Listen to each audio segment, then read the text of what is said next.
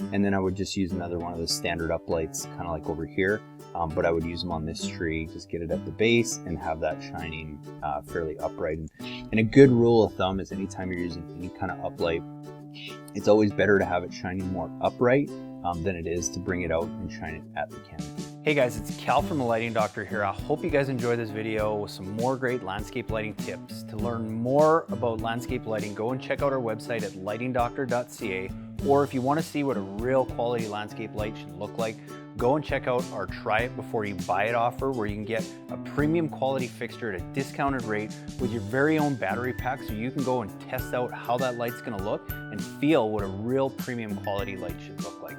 So go and check us out at lightingdoctor.ca, or go watch more videos on YouTube just by searching for The Lighting Doctor. Hey, Joe, yeah, thanks for your email and your pictures here. I'd love to give you a couple thoughts and some things you could do on the house. I mean, great looking property, especially for some landscape lighting. So I'll give you a couple ideas. Some of you may want to do or you may not want to do, but I just kind of give you an example. So you kind of see what I'm going to be talking about with some second tier lighting, lighting up the front, the columns, the garage, those kinds of areas.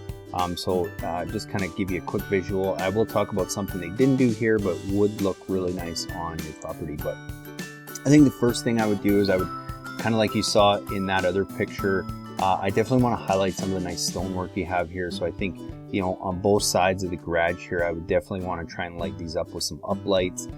Depending where you put your transformer and stuff, how many lights you're going to put in the back will determine how you want to get this light over here, whether you're running wire from the back. Another trick sometimes we do is actually just running it up the downspout and across the roof line. We'll drop it back down the downspout over here to get that light here, if you want to keep these all on one, kind of on one wire or one circuit. And it usually saves you wire from having to go all the way around. So I would use a couple uplights, just like these guys here. And what I would do is I'd have those in the rock beds there that you have in the garage or by the garage, not too far, maybe 12-18 inches back, and have them shining more upright, so that you can really highlight the nice brickwork you have here. Obviously, I would love to get a light here, but I just don't think that's going to be possible with the concrete. So I think as long as you can balance out both sides, that would be ideal. Something else you could do is if you kind of wanted to light up this top peak along those same lines, running that wire up there. Sometimes what we use, and I'll talk about this in some other areas as well, but is using these gutter mounts that actually mount right in the gutter, and then your light fixture just screws into that as opposed to a ground stake. All our connections that we use are waterproof, so they're fine to kind of sit in here and in here and kind of light up this top peak. So that's one thing you could add if you really wanted to above the garage area.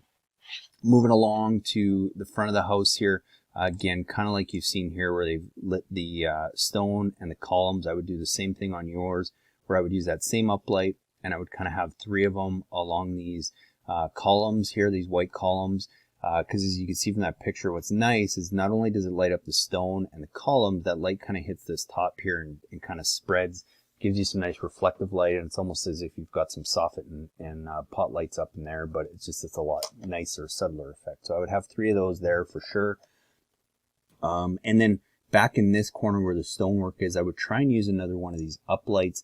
The only difference is I would probably just increase the brightness on this bulb a little bit to a 35 watt equivalent. So these come standard with a 4 watt LED bulb, which we call a 20 watt equivalent. So it's 20 watt equivalent to a halogen bulb. But I would upgrade that to a 35 watt equivalent, which is about a 5 watt LED. And what that's going to do is it's just going to do a better job of kind of pushing that light further up the stone that you have in here. Same thing, you don't want any of these too far out shining at the house, because that creates a very flat light. You want it a little bit closer, maybe 12-18 inches back, shining more upright. And then what I would do kind of in this area here, I would probably try and use a wash light on a small shrub like this here. And I can't see if there's much in here, but I think I would try and have like a wash light here. So a wash light's similar to an uplight. The only difference is it's got a bit wider angle, softer lights, so really good for like low line, smaller shrubs like that. So I'd probably try and put one of those on here. And then I would just use another one of the standard uplights, kind of like over here. but I would use them on this tree, just get it at the base and have that shining fairly upright. And a good rule of thumb is anytime you're using any kind of uplight, it's always better to have it shining more upright than it is to bring it out and shine it at the canopy. I just find it creates a lot better effect. And then the last thing I would do is just if you want to kind of balance it out and light the beds below, this is where I might just use a couple path and garden lights like this. Especially in an area like this, I might put two kind of in the middle where you have these uplights, because it'll do a nice job of lighting this area. Because you have the nice white rock in there too, you get more reflective light, so you kind of get more bang for your buck. And then you could add maybe two of those along here too, just to help kind of light the walkway area. And then the last thing I would probably look at doing is maybe try and lighting these top peaks of the house, where again with that gutter mount, I'd probably just take an uplight and have it shining up to this peak, and then I'd probably have another one over here. And again, the key is just to have it really shining more upright than in the window, so that you're really just kind of highlighting those peaks. But that would be it would do a really nice job of creating a little bit of a balance of some lighting down below and then up high. And especially if you do the garage peaks, it would be really nice to match those. And then, like I was saying, like they didn't do on the other one, is you could also look at doing that on these second story, or I guess third story dormers as well, where you kind of have the gutter mount, and then you mount two uplights there to highlight those two. And one of the questions I always get asked is it going to be too much light in the window? And rarely is that the case. One, these are not I don't want to call them, not that they're not functional lights, but they're not the same as, you know, like say the coach lights you have on the garage. It's a very subtle light, and you're not shining it at the window. You're just kind of grazing these areas as well. So it's rarely causes much of an issue. So yeah, anyway, hopefully, Joe, that gives you some ideas to work with. The only thing I would say in the back, you know, I don't know if you need to do a ton of stuff. If you wanted to do some things around the side here, because this might be a bit of a walking area, something sometimes we do is you could put just a couple path and garden lights in here, but very similar to this one, even though there's not a lot there, just by having those uplights can create a nice feature. And in my opinion, you get more bang for your buck out of those than you do a few path and garden lights. And when that light kind of hits the top, you can see how it kind of lights that area up. Again, just kind of showing you the examples of what the garage peaks lit up could look like. So I might do that there, where I'd maybe have 3 of those uplights, where I would increase the intensity again to that 35 watt equivalent, and it just kind of rounds out the walking area on the side of the house. And then I probably wouldn't do too much around the patio area, depending on what is all there, because the last thing you want is like path and garden lights around here that become a tripping hazard. What I might do is I might just focus on these back beds, so that as you're looking out from the patio, you have a nice visual, where I'd maybe throw like an uplight on these trees, and then maybe a couple path and garden lights on both sides, just kind of, again, create a nice balance of up, and then some down lighting down in the bed. So I'm just trying to see if I missed anything else. And same thing along this side, if you wanted to do something along there. This would be one, because you have an actual walkway here, you might want to just throw a couple path and garden lights here. But depending what's all in here too, if you have some nice features that you can kind of highlight with some uplights, I like doing that in areas like that as well too, because you do get some reflective light off the house. And if you can light those up and kind of create some shadows on the house from those plants, that's a really nice effect too. So let me know how else I can help, Joe, and we can kind of go from there.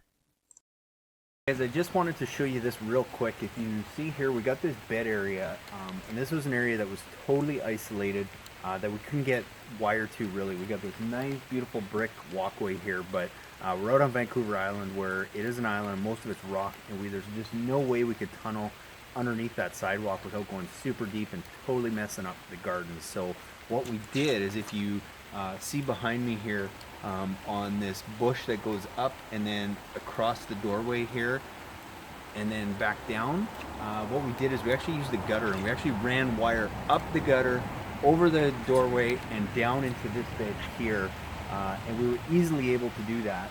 And now we didn't have to tear up the whole garden, but we can get power here and still keep all our lights on the same transformer. So sometimes you got to be a little creative with how you get wire to different areas, but there's always a way.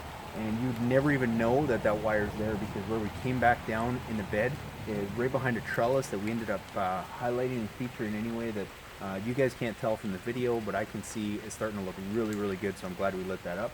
and that wire is totally hidden, so you'd have no idea how we got that wire there. So sometimes you got to be a little creative. You don't always have to go under the sidewalk, so think of alternative ways. Hey guys, I really hope you enjoyed that video presentation with some great tips and tools on how to go and properly and effectively light up your landscape.